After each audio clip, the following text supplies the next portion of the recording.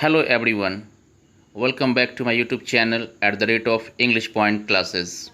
मैं विपुल sir English गुरु और वापस हाजिर हूँ आपके सामने आपके रेनबो पार्ट 2 बुक के प्रोज सेक्शन का chapter number 2 Bharat is my home का लेक्चर नंबर 5 यानी कि वीडियो नंबर 5 लेकर। होप कि आपने पीछे के 4 वीडियोज़ को देख लिया होगा और आपने काफ़ी अच्छे से उसको सुना होगा, ध्यान से समझा होगा, ताकि आपको यहाँ पे कोई प्रॉब्लम क्रिएट ना हो।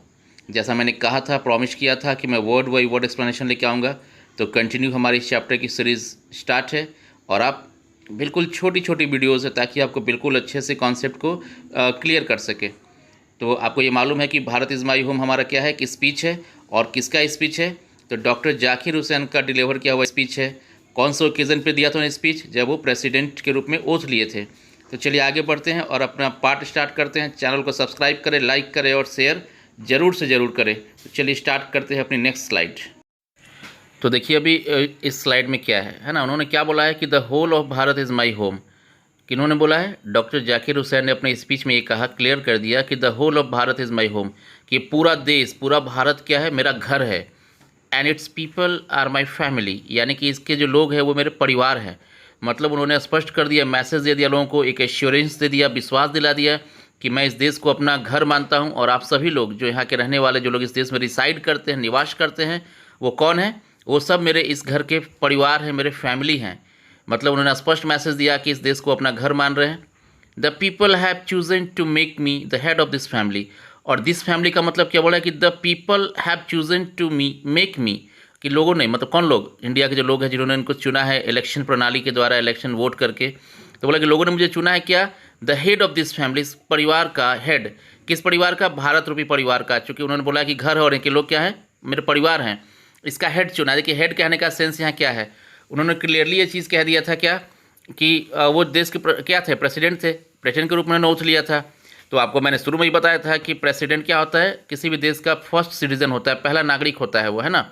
तो फर्स्ट नागरिक होने का मतलब क्या, कि सबसे अहम पोस्ट, सबसे अहम जगह, यानी कि घर का वो मुखिया होता है। तो लोग एक धन्यवाद कर रहे हैं कि आप लोगों ने मुझे चुना है इस परिवार का, यानी कि भारत रूपी परिवार का मुखिया, फॉर अ सर्टेन टाइम, एक निश्चित समय के लिए। देखिए सर्टेन टाइम दिया मतलब निश्चित समय। क्यों ऐसा होता है? सर्टेन टाइम बोलने से उन्होंने क्या दर्शाना चाहा है? आप सबको मालूम है कि हमारे देश में जो इलेक्शंस होते हैं, जो भी हमारे प्राइम मिनिस्टर बने या प्रेसिडेंट बने या फिर कोई भी रैंक पे बने, तो एक लिमिटेड टाइम के लिए बनते हैं, एक सर्टेन टाइम के लिए बनते हैं, फिर वापस से री इलेक्शंस होता है, हम लोग वोट करते हैं, फिर से अपने पसंद के लोगों को चुनते हैं। जिन्होंने अच्छा काम किया हमारे फेवर में, हमारे देश के फेवर में, लोगों के फेवर में किया, तो उनको हम वापस इलेक्ट करते हैं। अगर उन्होंने अच्छा काम नहीं किया तो उनको हम रिजेक्ट करते हैं, हटा देते हैं, किसी और को नया लाते हैं। तो सर्टेन टाइम्स उन्होंने ये चीज़ दर्शाना चाहा कि मुझे मालूम है कि मैं एक लिमिटेड पीरियड के लिए यहाँ का हेड बना हूँ, तो मुझे अच्छा करना होगा और इस समय में ही मुझे बहुत कुछ कर देना है, क्योंकि फ्यूचर नो वन नोज़ कि आगे क्या होने वाला है। It's shall be my earnest endeavour. क्यों बोलता है कि मेरा जो है ना सबसे अर्नेस्ट, सबसे जो मतलब दिली इंडेवर होगा, कोशिश होगा, प्रयास होगा। अर्नेस्ट इंडेवर का मतलब क्या हुआ कि एक दिली ख्वाहिश में पूरा प्रयास होगा मेरा। क्या प्रयास होगा? To seek to make this home strong and beautiful, कि मैं उन रास्तों को खोजूँ, ढूंढूँ। सीख मतलब होता है ढूंढना, खोजना, कि मैं चाहता हूँ कि मैं कुछ ऐसा तरीका खोजूँ, एक ऐसा वे खोजूँ कि इस घर को, किस घर को? भारत को स्ट्रॉन्ग एंड ब्यूटीफुल बना सकूँ।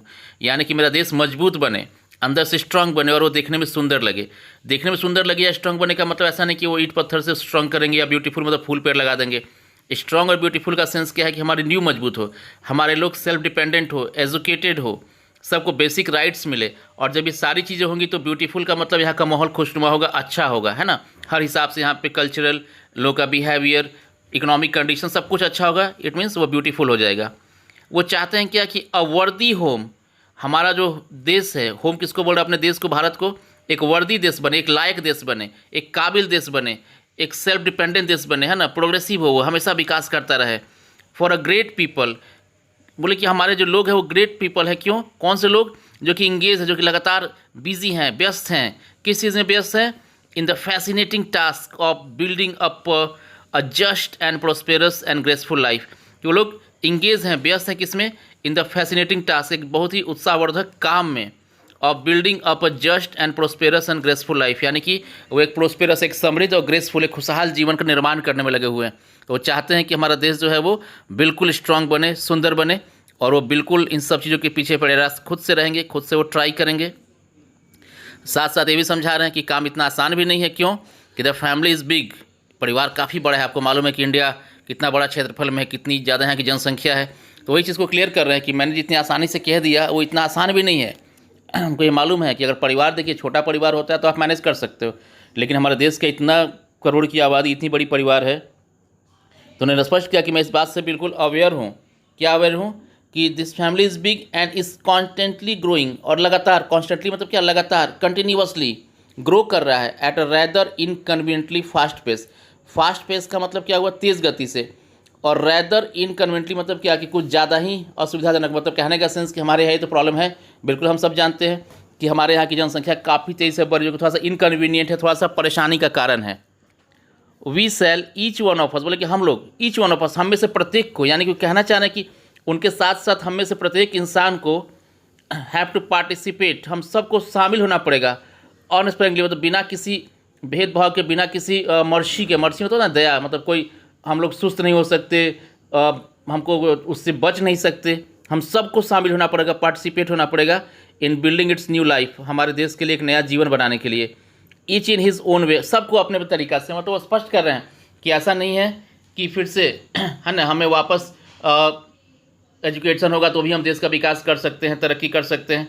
हम सबको हर एक हिसाब से अपने अपने स्तर से, एक स्वीपर सफाई करके देश का योगदान दे सकता है, एक टीचर पढ़ा कर दे सकता है ना, एक किसान खेती करके दे सकता है। तो मतलब सबको अपने अपने तरीका से काम करना होगा। For share size the task ahead of us, क्योंकि हमारे सामने बहुत बड़ा काम है। शेयर साइज मतलब बहुत बड़ा काम है, इतना आसान काम नहीं है। इसलिए हम सब का, एक एक इंसान का, जो जिस लेवल पे उस लेवल पे ही इसमें अपने पार्टिसिपेशन को इंश्योर करना होगा। Are so demanding that no one can afford to sit back, मतलब इतना ज़्यादा काम का डिमांड है, इतना ज़्यादा हमको वर्क करना है, हमारे सामने इतना सारा काम है कि no one can afford to sit back, कोई भी रिलैक्स होकर बैठ नहीं सकता कि चलो बैठ जाते हैं और जस्ट वाच देखते हैं। और let frustration become endemic in our country, या फिर जब हम बैठ जाएंगे, सुस्त पड़ जाएंगे, थक जाएंगे, तो फ्रस्ट्रेशन हमारे देश पे हावी हो जाएगा। तो ऐसा बिल्कुल हम नहीं कर सकते। The situation demands of us work, work and more work. देखिए आप उन्होंने work, work and more work, मतलब ये चीज़ बिल्कुल वो इम्फेसाइज कर रहे हैं, जोर दे रहे हैं कि सिचुएशन जो भी है उतना अच्छा नहीं है, अभी सिचुएशन उतनी अच्छी नहीं है, जो हमें चाहिए उससे हम बिल्कुल काफ़ी दूर हैं।